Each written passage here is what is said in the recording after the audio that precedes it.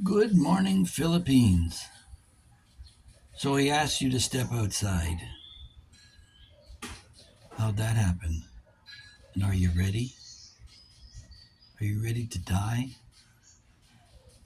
Because that's what the invitation is. So I want to give you guys a few tips. Having cruised the bar scene and been in a few altercations myself, I want to point out some of the ways that you can avoid a lot of the hassle and be prepared. Always prepared in case something does come at you. Because of my experience has been it's not the noisy, yappy one that's going to be a problem. It's the quiet one that's a real hazard.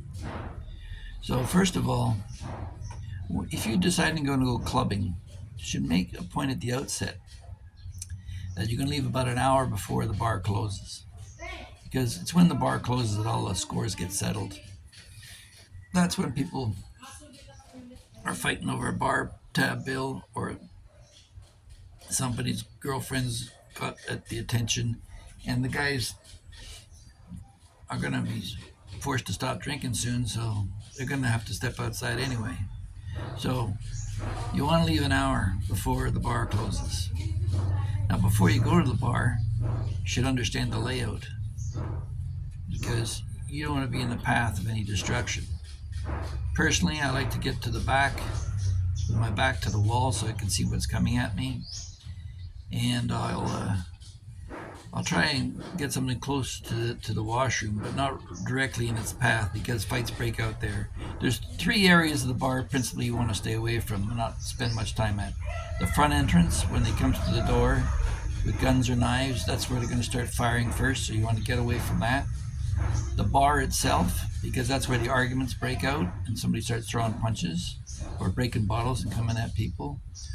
And the washroom itself, although a guy after he's relieved himself is usually in a better mood than the guy going in. So those are the areas you want to avoid. Now, in terms of your dress, don't dress too flashy. Don't dress in whites that stand out and look cool in the black light. Um, and if you dress in black leathers or something like that, people will figure you're some kind of biker or mobster, and some may stay away from you, but that might attract those who like to invite you to a fight club. So always be aware of that and keep your mouth shut in terms of fighting and arguing, even discussing about a previous fight, because a lot of guys will take that as an invitation to jump in on you. So when you head for the bar and you're dressing up, if you're going to wear leather, make sure it's oversized fit with a silk liner because you want to be able to slip that jacket off quick. If the guy comes at you with a knife, you want to be able to use your jacket to block any knife that's coming at you. Now, a lot of guys come at other guys with their fists, and that's about the stupidest thing you can do. You may get your initial shot in, and if the guy you're dealing with doesn't know how to fight, yeah, you'll come out on top. But if the guy does, you're in deep shit. So here's the thing: you have to be aware of your environment. If you're sitting next to a glass divider or something like that, that could be broken and you could end up cut on it. Stay away from any kind of sharp objects. If you are carrying a knife, don't carry a butterfly knife or a switchblade or anything like that. A straight up jackknife in a sheath is probably your best bet if you're going to fight with a knife. And remember that in an armed conflict, within 25 feet, you're better off with a knife than a gun because by the time the guy gets his gun out of his holster, takes the safety off, draws it back, you've already got three stabs into his heart. So, yeah. And which leads to another thing, too. And I should remind you again at the outset, never get into any fight that you're not prepared to die for. So, there was a whole war fought over a bucket once upon a time. I remember reading that somewhere. And thousands of guys died. Don't fight over stupid stuff. And certainly not over a woman that's you've just met in the club. Stay away from that crap. So, what should you be wearing? Well, I like to make sure that I got some steel-toed shoes. Sure helps if you're expecting trouble, and a pair of socks in there that they're calf-high socks, because later on you may need them if you have to tie the guy up for the police. And then your pants, denim pants, like heavy denim, something that's going to prevent or slow down a knife from cutting through you. And here's one that a flaw I find in a lot of police uniforms and defenses is the lack of any protection for your femoral artery. You should be aware that when a guy is trying to distract you to keep your eyes up high, you should be watching out down low, because one slash of the femoral artery and you're going to be bled out in less than 3 minutes. So the fight's over and you're over, you're done. So you have to protect your femoral artery. It's in your leg on your right side. So have some protection there. The reason I know this is my dad got shot on his left side, and that was the what saved him, because he didn't bleed out. So the other thing too is if you wear glasses, if a guy's out to kill you, that's not going to slow him down at all. So don't pretend to hide behind that. You've got things like brass knuckles are illegal anyway, and by the time you get them on, guys can be watching for that.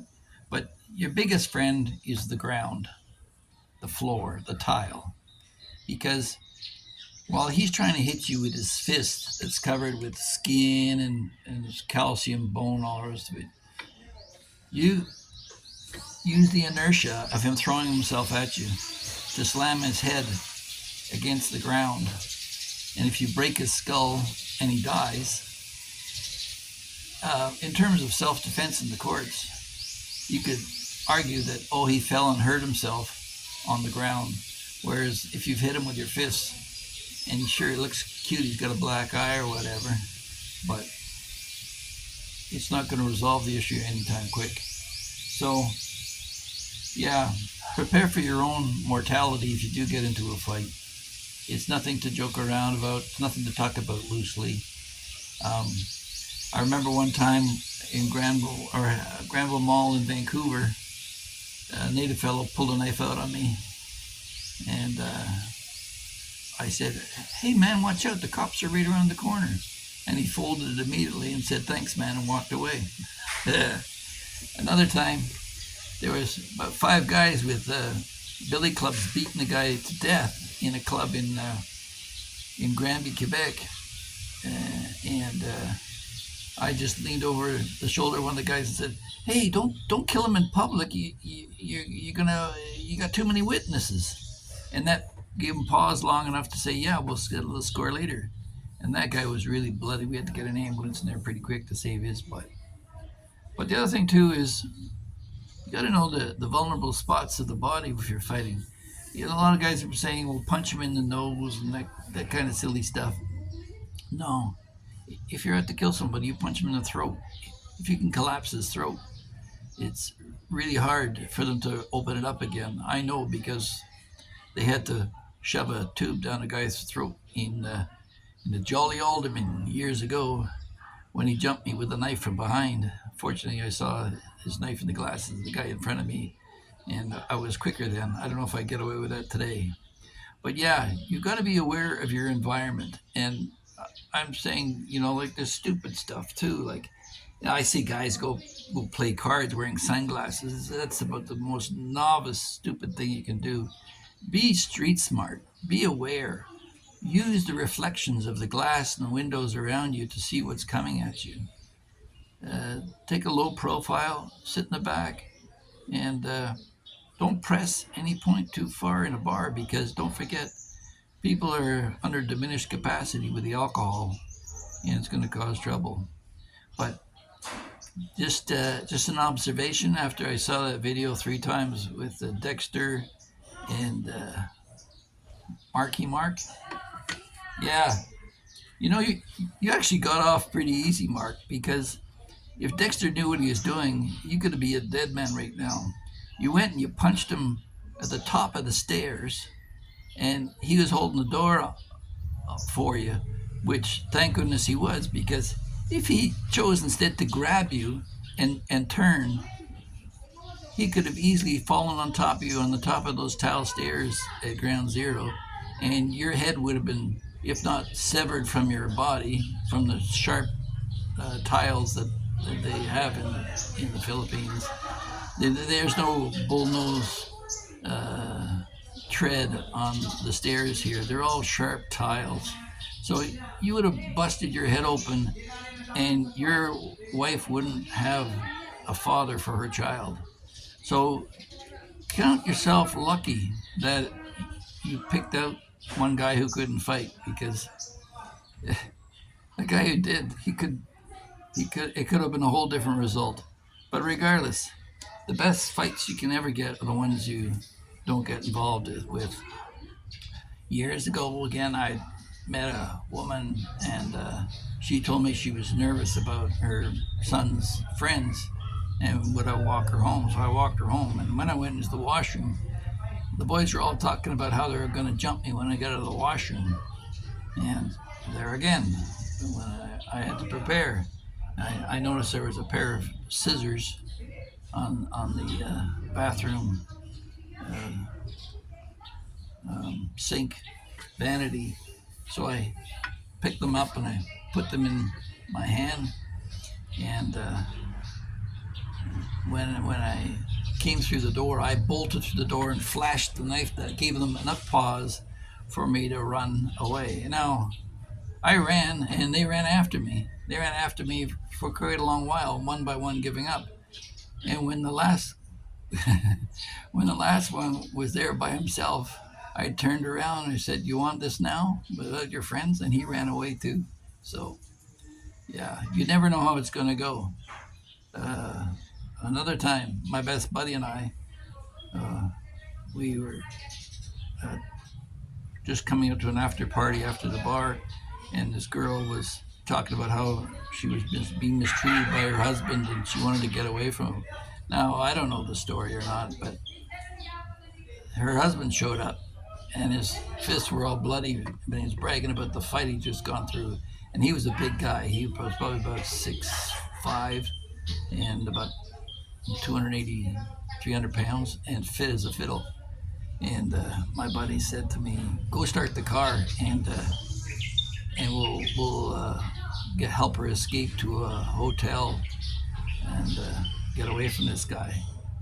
And I'd had a few drinks in me anyway, so I said, "Why not?" So I went and started the car, waited outside with the back door open, and he came running out. He says, "Go, go, go, go, go!" And so he jumped in the car. He said, "Hey, where's the girl?" She says, "Oh, his buddy argued."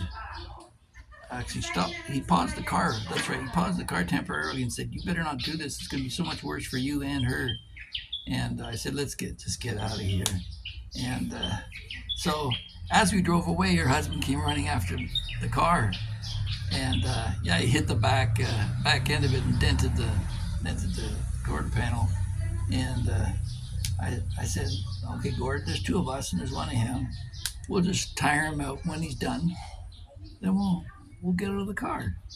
So we did that. Every time we stopped the car, he'd come running after us, and then we'd drive off a bit, and he'd run after us a bit more, and this went on for quite a while. And then finally I said, "I think he's tired enough, right?" So we're about to stop the car another time, and to my left I saw some flashing red and whites, and it was the police. So the police came into the fray, and there were two big officers, and one guy had his club around her husband's throat, holding him back. And I realized this guy still had plenty of fight in him. He probably could have whipped both of our asses.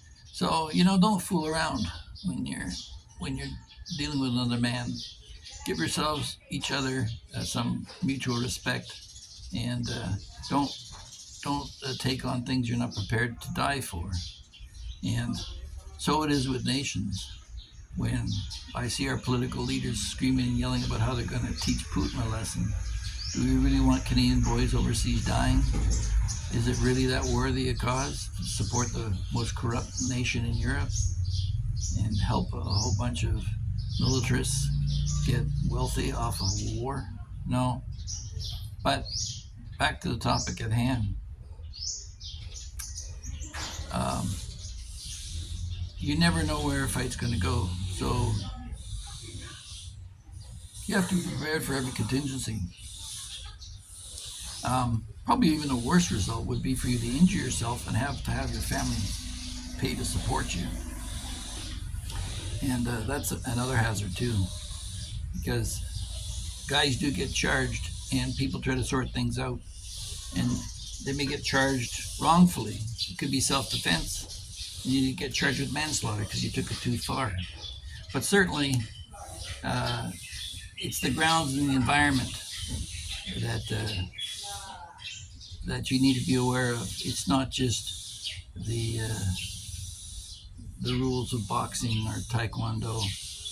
I had another fellow one time, a black belt in karate. He was going to go for competition. He said, "Come on, Phil, throw whatever you can at me." I said, "No, Fotis, you don't want me coming at you. Just leave it alone. Just leave it alone." And he pushed me and pushed me. So I came around and I broke his shin, and he couldn't compete in the fight. But he never saw it coming because I kept quiet, kept a low profile, and he underestimated me. So that's it for today. If you enjoyed any of this, please don't forget to like, share, and subscribe. And I'll finish my coffee here. I'm waiting. Hit that like button. I'm not going to say goodbye until you do. All right. You have yourselves a good one. And I'll try and find something new and interesting for you next time. Please leave your comments in the comment section below. Even just talking about this, I know a lot of you guys are going to come up and start challenging me. I'm 7 years old. I'm not interested in fighting. I'm a lover now. Okay? Take care. Bye-bye.